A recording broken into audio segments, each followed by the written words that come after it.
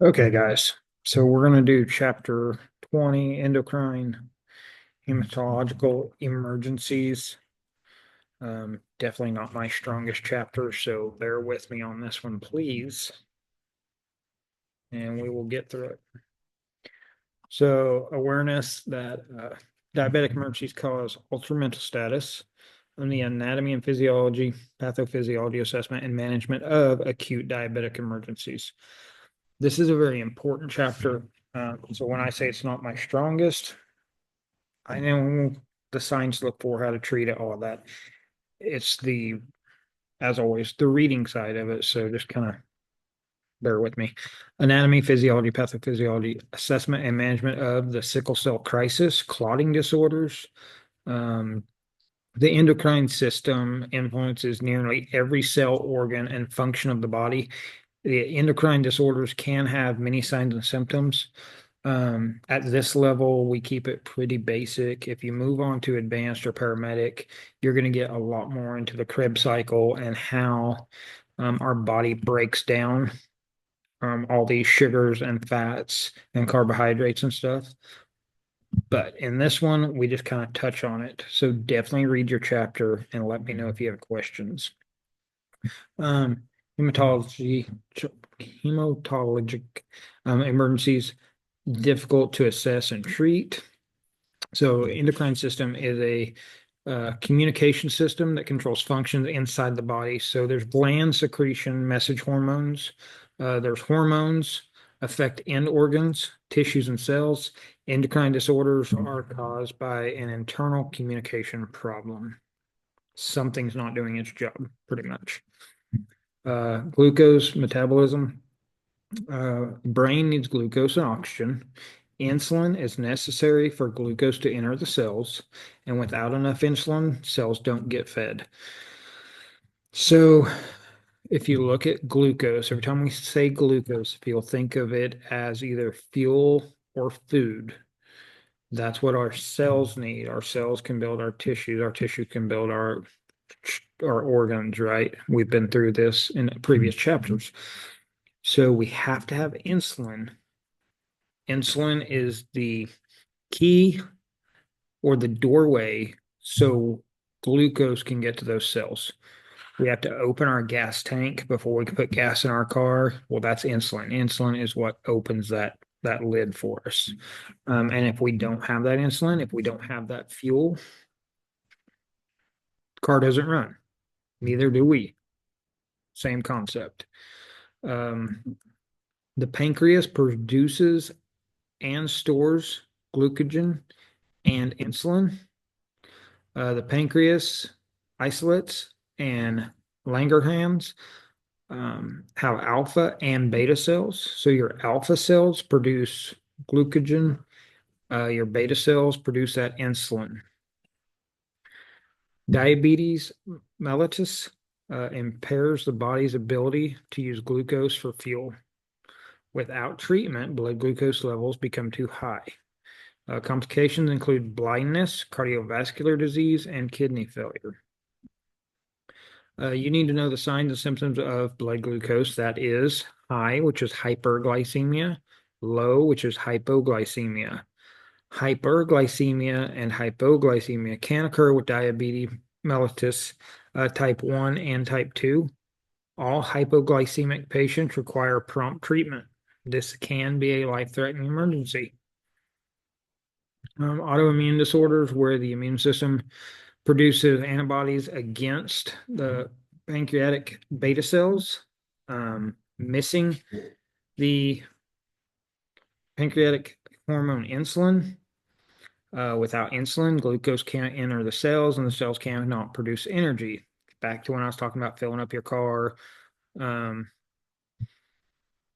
if glucose can't enter those cells, our cells begin to die because they cannot function without that fuel.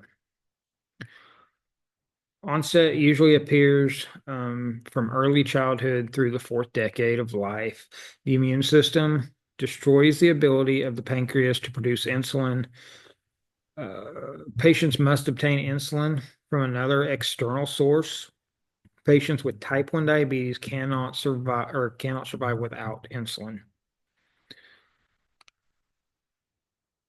Many people with type 1 diabetes have an implanted insulin pump, continuously measuring the glucose levels and provide insulin as needed. Limits the number of times the patients have to check their finger stick glucose levels, can malfunction, and diabetic emergencies can develop. Always inquire about the presence of an insulin pump. Most common metabolic disease of childhood. New onset patients have symptoms related to eating and drinking. You've got your pyroluria, excessive production of urine, so we're going to pee a lot. Next one is excessive thirst, excessive or severe hunger. We all know what weight loss is, and fatigue is extreme exhaustion or tiredness. Normal blood glucose is 80 to 120. With that being said, that's what you need to know for, testing purposes, and that is the general 80 to 120. Ask a person if they know what they normally run. If they're diabetic, I guarantee they know they're normal. Some people's normal is going to be 120 to 150. They run higher. Some people are going to say, I set in about the 70s or 60s. So find out what your patient's normal is, but for testing, for the bookwork, 80 to 120 is your normal. When a patient's blood glucose level is about normal or above normal, the kidney filtration system becomes overwhelmed and glucose will spill into the urine. When glucose is unavailable to cells, the body turns to burning fat and trying to produce its own. This produces acid waste or ketones.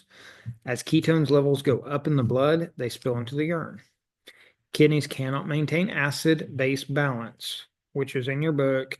There's a balance there that our body has to keep. Patient breathes faster and deeper. It's called the Kussmaul respirations. If fat metabolizes and ketones production continues, diabetic ketoacidosis or DKA can develop. May present as generalized illness plus abdominal pain, body aches, nausea, vomiting, altered mental status, or unconsciousness, depending on how bad it gets. That unconsciousness and altered mental status are huge signs. If not recognized and treated, DKA can result in death. Obtain a glucose level with a finger stick using a lancet and glucometer, generally higher than 400.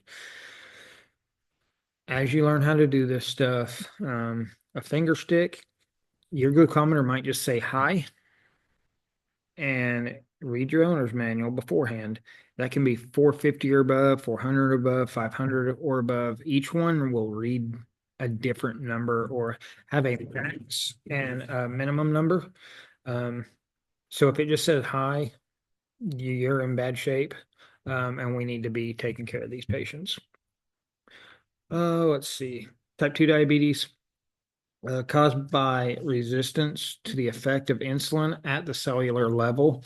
Obesity, predisposed patients to diabetes type 2. Pancreas produces more insulin. Insulin resistance can sometimes be improved by exercise and dietary modifications. Oral medications used to treat type 2 diabetes, injectable medications, and insulin are also used for type 2 diabetes. Often diagnosed at a yearly medical examination from complaints related to high blood glucose levels include reoccurring infections, changes in vision, numbness in the feet. Let's see, systematic hyperglycemia, so we're going to be high. Occurs when blood glucose levels are too high. Patient is in a state of altered mental status, resulting from several combined problems. In type 1 diabetes, leads to ketoacidosis with dehydration from excessive urination. So you remember one of those was excessive urination, where try and push out all this extra stuff. Type 2 diabetes leads to non-keto hypersommolar state of dehydration. In an individual, if an individual has hyperglycemia for a protracted length of time, consequences of diabetes may present um, wounds that won't heal, numbness in the hands and feet, blindness, renal failure, gastric motility problems. When blood glucose levels are not controlled in diabetes mellitus type 2, HHNS can develop. Key signs: hyperglycemia, altered mental status, drowsiness, lethargia, severe dehydration, thirst, or dark urine, visual or sensory defects, partial paralysis or muscle weakness, and seizures. One of the biggest ones that we always will be able to see is that altered mental status. They're either going to be unconscious or very altered. With that being said, before I go any further, remember when we talked about strokes?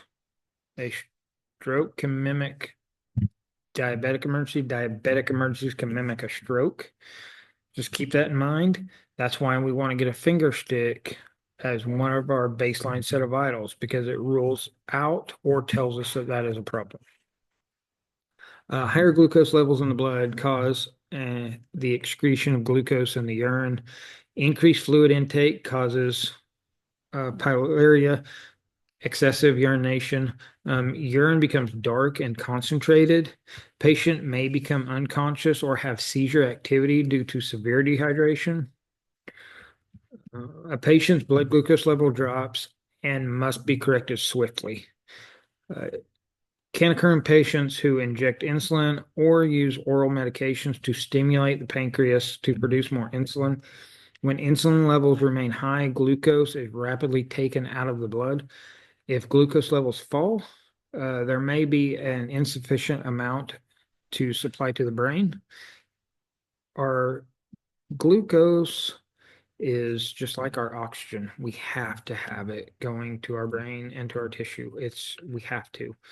Mental status of the patient declines. Sorry, we're already on hypoglycemia, and I forgot to say that. Patient may become aggressive or display unusual behavior. Unconsciousness and permanent brain damage can quickly follow. So know your local protocols for wherever you work, because what like my protocol says that I can start giving medication for this, whether it's oral glucose, glucagon, if I D50, D10, whatever, after my patient is 55 or below on my finger stick. So know your local protocols to when you can start medicating these patients. Common reasons for low blood sugar or blood glucose levels: correct dose of insulin with change in routine, more insulin than necessary, correct dose of insulin without eating sufficient amounts, and then correct dose of insulin and the patient develops an acute illness. Signs and symptoms of hypoglycemia: normal to shallow or rapid respirations, pale, moist skin, diaphoresis, dizziness, headache, rapid pulse, normal to low blood pressure. Continued altered mental status, anxious or combative behavior, seizures, fainting, or coma, weakness on one side of the body, rapid changes in mental status. So a lot of them are also in a stroke. So it mimics, just keep that in mind. Hypoglycemia is quickly reversed by giving the patient glucose. Without glucose, the patient can sustain permanent brain damage. So here it's showing 50 to be hypoglycemic. Below that is hypoglycemic crisis. We're getting really bad at this point. Normal is between that 80 to 120. Anything above that 120, they're calling hyperglycemia. So not necessarily dangerous yet. I mean, we get up there to the 200-300s. It's getting there. But know where that person runs. We hit 400 and above. We're looking at that DKA, the HHNS, systematic hyperglycemia. And the higher we get, the more deadly this becomes. So, like the last chapter, we're going to kind of cruise through these and hit the important things. Scene safety, make sure if they're using insulin, they might have needles laying around, syringes, so be careful of that. Ask questions if they're able to answer them. Remember that you can have a medical that's turned into a trauma, and you can have a trauma that was caused by a medical. So this patient had a low blood sugar. They were up working, walking around the house. They fainted, they fell. Now we're dealing with a head trauma. Um, we still have to get that blood sugar tested though, because we need to know what caused this trauma, or we need to know why they're unconscious. So get a blood sugar as soon as possible. Form a general impression, airway and breathing. We know we want to keep them above 94%. Um, don't hesitate on giving oxygen. Hyperglycemic patients may have Kussmaul respirations and sweet, fruity breath, where hypoglycemic patients will have a normal or shallow respirations. Circulation, dry, warm skin in hyperglycemia, moist, pale skin in hypoglycemia, rapid, weak pulse, systematic or symptomatic hypoglycemia. Transport decisions, if you've got uh, my mind just quit, diabetic emergency, let's go ahead and get them there. We want prompt transport. Don't be afraid to call ALS. Because we can't always give oral glucose if that patient's unresponsive or unable to follow commands. You might need ALS to come start a line and give them medication through their IV. Investigate that chief complaint, but we still check everything. Talk to family members and bystanders on scene. Ask about what they've been eating. Ask when they took their last insulin. How much did they take? Anything that will point you in the right direction. So sample history. Like I said, do you take insulin or pills? Do you wear an insulin pump? Is it working? What's your dose of insulin? Have you been eating normally today, or did you cheat and have that half a chocolate cake when you weren't supposed to? Have you had any illnesses, unusual amount of activity, or stress? The physical examination.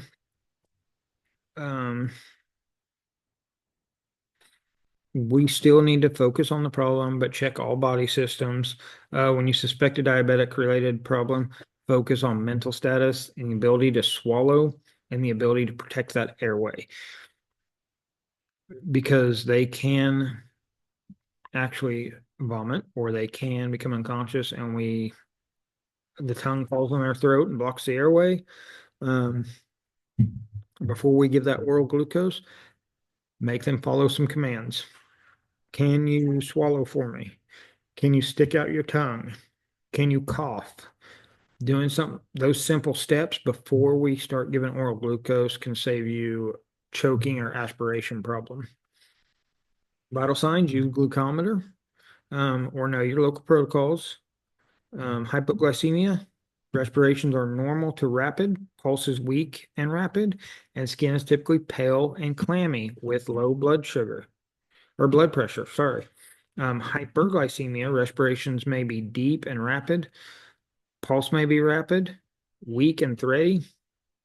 The skin may be warm and dry with normal blood pressure. Best thing you can do is get that finger stick done. Portable glucometers, study operator's manual we talked about. Know your upper and low ranges we discussed. Normals 80 to 120. Neonates should be above 70. Reassess frequently. Provide Indicated interventions. So what do we find? How do we fix it? Hypoglycemic, um, conscious, can swallow, can follow commands. We can give oral glucose, have them drink some orange juice, um, apple juice, whatever. Administer high concentration sugar gel, which is that oral glucose. Go ahead and transport them, people, because that will only sustain it for so long. Hyper or hypoglycemic, unconscious risk of aspiration. Patient needs IV glucose, either IM, IV, IN. Within doubt, consult. When in doubt, consult medical control. So if there's any question, call medical control. If unable to test the blood sugar levels, perform a thorough exam or assessment, contact the hospital to help sort out signs and symptoms. Don't ever hesitate to call in the receiving facility. Communication documentation. Patients who refuse transport after system or symptoms improve may require even more thorough documentation. A lot of them will. We're going to give them that oral glucose, or we're going to come in and give them that IV. We're going to get them awake and feeling better. And then they're like, no, I'm good. I'm not going to the hospital. So, yes, we need to document that thoroughly. Another little hint or trick, make them eat a sandwich in front of you. Make them a peanut butter and jelly. Make them eat, a cheese sandwich, something. Uh, we want to get their sugar up, and then we want to get carbohydrates in them so that they can start producing and fueling themselves. And then if they just flat won't go with us, all we can do is educate them. This is one type of oral glucose you can give. Rapidly dissolving gel. There's also large chewable tablets, or there's liquid form. You're going to have these in your jump bag. Warn your patient. I don't care what flavor it says it tastes like. It's terrible. Contraindications is the inability to swallow or unconscious. Wear gloves before putting anything in a patient's mouth. Follow local protocols. Reassess frequently. So we're going to give them a tube of glucose, and then about 5 minutes later, we need to check that blood sugar again. You should see it come up anywhere from probably 10 to 25 points. If it's not moving or it only went up a couple points, maybe we need to, if we're still in our protocols, maybe we need to give a second dose of oral glucose. Know your protocol. Seizures. So the presentations of hypoglycemia, seizures, consider hypoglycemia or an underlying condition. Ensure airways clear. Place the patient on the side. Put nothing in the patient's mouth. Have suction equipment ready. Provide oxygen or BBM if we need to, and transport promptly. Sorry. This is the same for any other seizure, right? Altered mental status may be caused by diabetic complications. Use the mnemonic AEIOU tips. Always suspect and check for hypoglycemia in patients with altered mental status. Check a sugar on every patient. I can't say that enough. That is one of our vital signs. We check it on every single patient, but especially if we have altered mental status. Ensure airway is clear. Be prepared to provide artificial ventilation and suctioning. Provide prompt transport. Misdiagnose or neurological defunction. Symptoms mistake for intoxication. This does happen. That sweet aroma that comes off their breath can smell like maybe an alcoholic beverage. Don't just assume. Like I said, check the blood sugar of every patient. Misdiagnosis.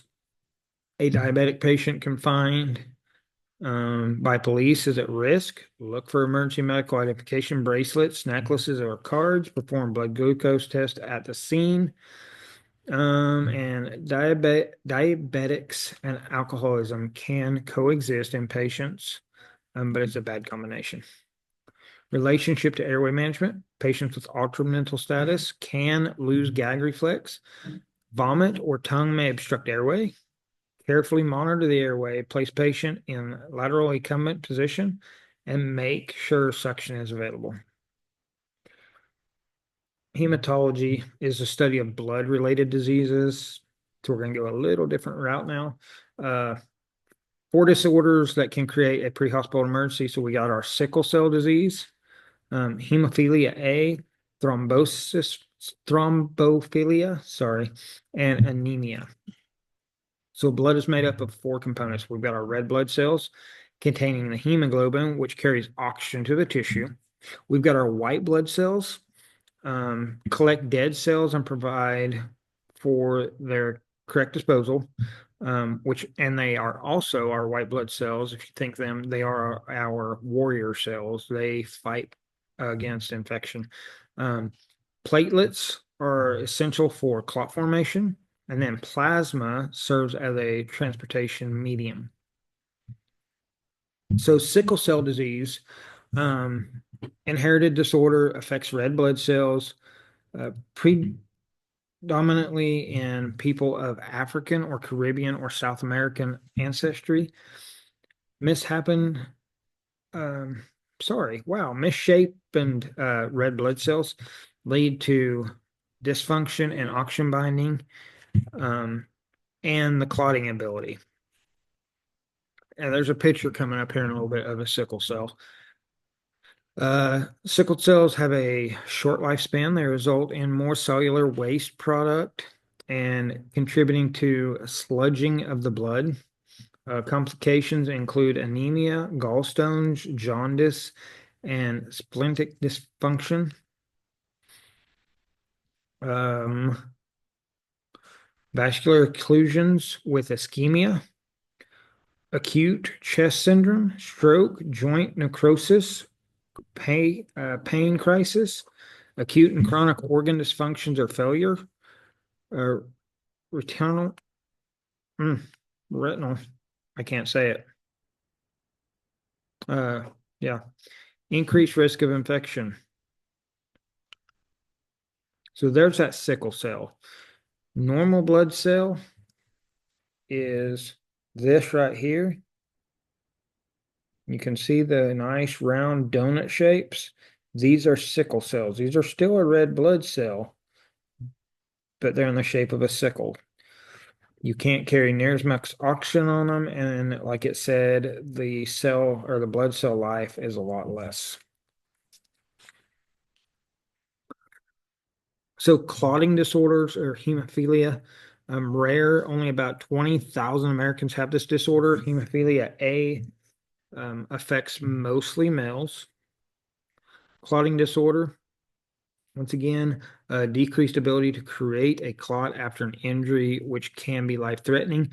Patients can be prescribed medications to replace missing clotting factors, release stored clotting factors, and prevent the breakdown of blood clots. So a paper cut could be a life threat. A nosebleed could be a life threat on these people. Common complications of hemophilia A include long-term joint problems that may require joint replacement, bleeding in the brain, a thrombosis due to treatment, disorder in the body's ability to maintain the smooth flow of blood through the venous and arterial system, contractions, particular elements in the blood, concentrations of particular elements in the blood create clogging or blockage issues. Wow. General term for a condition that results in blood clotting more easily than normal. Clots can spontaneously develop in blood at blood of the patient. At some point, okay, I was kind of confused. Thrombophilia. That's why I got confused. So we went from hemophilia to thrombophilia. So now we are forming clots when we don't want to. Sorry. Oh my gosh.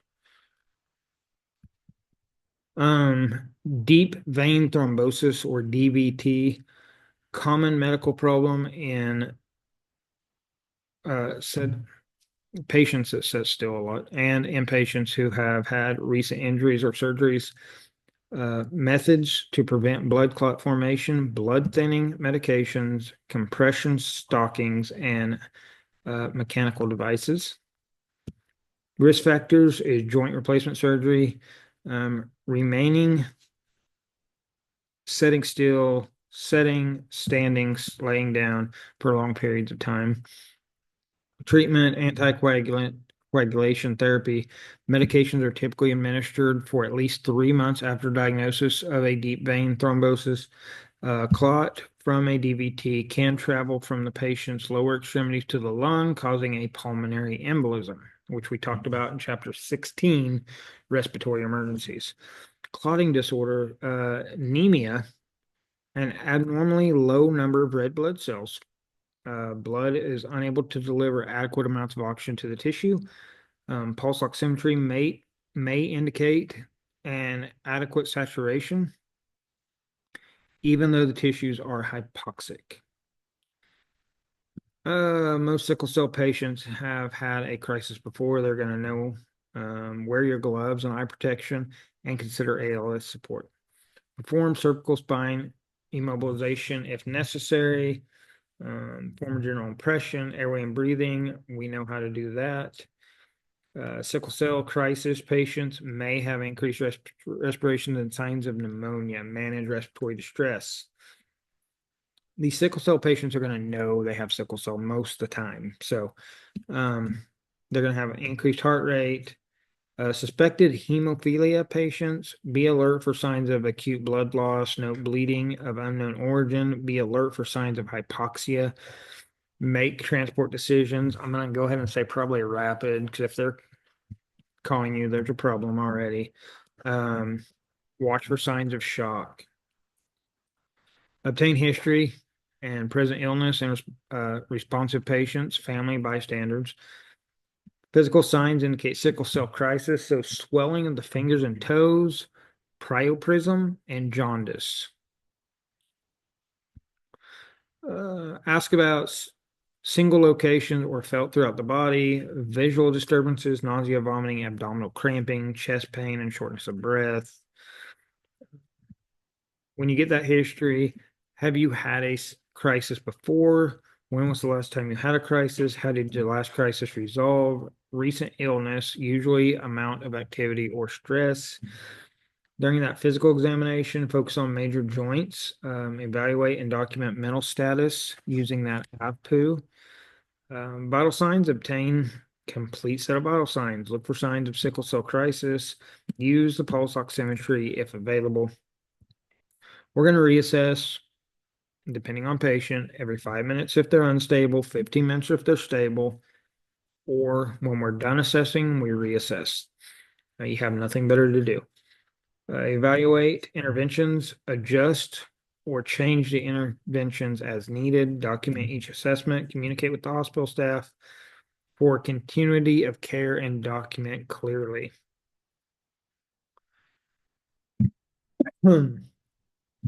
Mainly supportive and symptomatic. Patients with inadequate breathing or altered mental status. Administer high flow oxygen, place in a position of comfort, transport. Wow, that went pretty quick. For as bad as I butchered it. Type 1 diabetes is a condition in which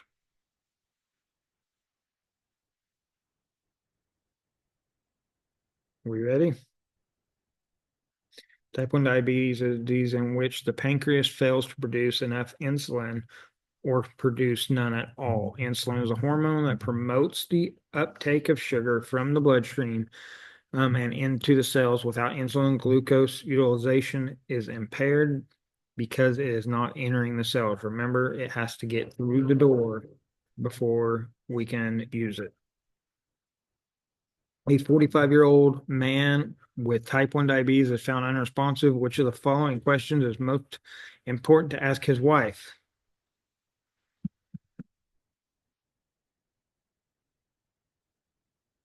We ready? Here we go. A, all of the questions are important to ask the spouse of an unconscious diabetic. However, it is critical to ask the patient if the patient took his insulin. A diabetic patient presents with blood glucose level of 310 and severe dehydration. The patient's dehydration is a result of,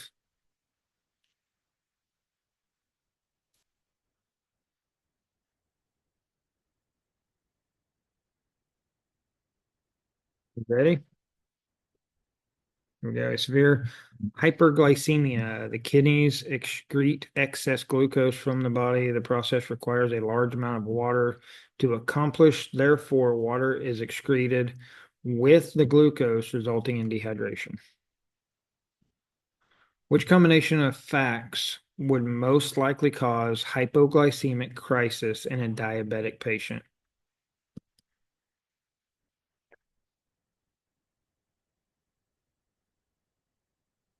We good? The combination that would most likely cause a hypoglycemic crisis is skipping a meal and taking your insulin. The patient will use up all available glucose in the bloodstream and become hypoglycemic. Left untreated, hypoglycemic crisis may cause permanent brain damage or even death. A 19-year-old diabetic male was found unresponsive on the couch by his roommate.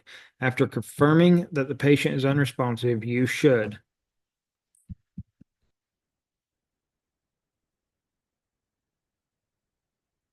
Okay. I hope you guys get this one. Here we go.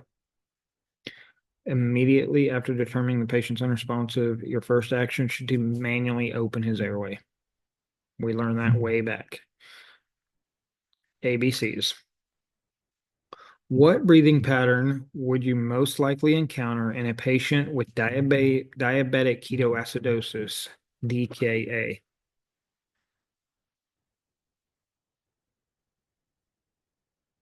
We ready? Kussmaul respiration, a rapid and deep breathing pattern seen in patients with DKA, indicates that the body is attempting to eliminate ketones via the respiratory system. A fruity or acetone breath odor is usually present in patients with Kussmaul respirations. A woman called EMS because her 12-year-old son, who has been experiencing excessive urination, thirst, and hunger for the past 36 hours, has an altered mental status and breathing fast. You should most suspicious of.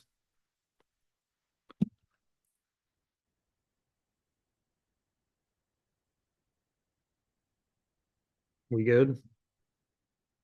B, the child's experiencing a hyperglycemic crisis secondary to severe hyperglycemia. Hyperglycemia, semic crisis is characterized by a slow onset of excessive urination, thirst, and hunger.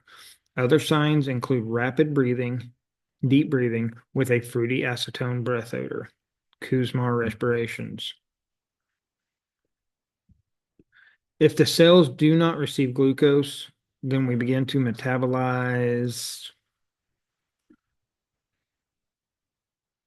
We ready? A, it's fat. If the body cells do not receive glucose, they will begin to metabolize the next most readily available substance, fat. Fat metabolism results in the production of keto acids, which are released into the bloodstream, hence the term ketoacidosis. In contrast to a hyperglycemic crisis, a hypoglycemic crisis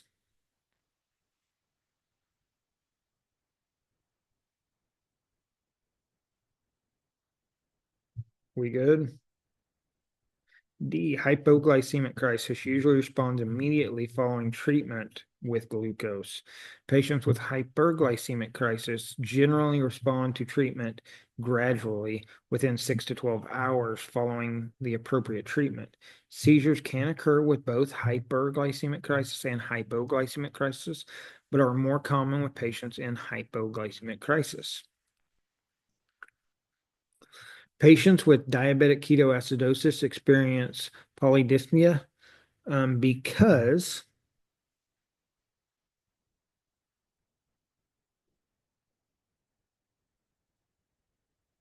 okay, we good? A, severe hyperglycemic, which leads to diabetic ketoacidosis, causes the body to excrete large amount of glucose and water. As a result, the patient becomes severely dehydrated, which leads to excessive thirst. Polydyspnea. Dang it, dipsia. Okay, so we survived that one. I've been dreading this chapter the entire book. So thanks for sticking it out, and I will catch you on the next one. Oh, there's 11. Never mind. When dealing with a hematological disorder, the EMT must be familiar with the composition of blood. Which of the following is considered a hemo hematological disease? We, yeah, I'm gonna go with D. Okay. What are the two main components of blood?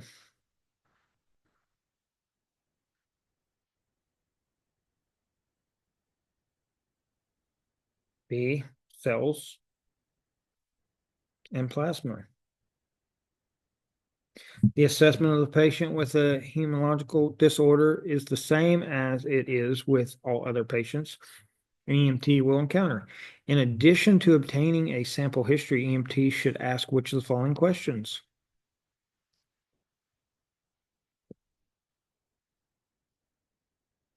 D. We want to ask every question we can think of pertaining to the chief complaint.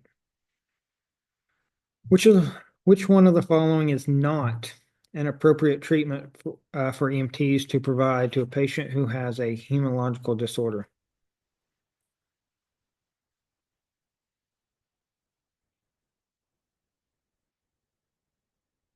Yeah, I'm gonna say A.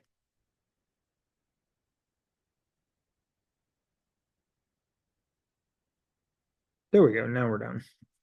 All right. Thanks, guys. And I will catch you later.